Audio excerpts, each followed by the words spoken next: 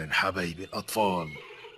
أنا عارف إنكم بتخافوا مني، بس مش انتوا بس، في كمان حيوانات كتير بتخاف مني.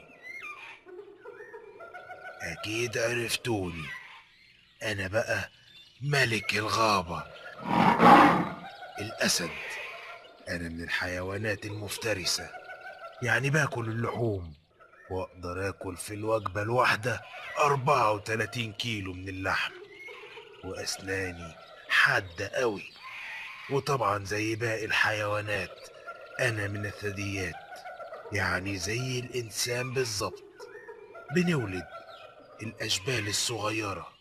ما هو ابني اسمه شبل، وجسمي طويل وقوي ومليان عضلات، وراسي كبيرة ورجلي قصيرة، وبيغطي جسمي فرو أصفر ذهبي، وممكن أنام لحد 20 ساعة في اليوم، وأقدر أجري بسرعة 22 متر في الثانية، وأقدر أنط مسافة 11 متر، وببقى نشيط قوي بالليل.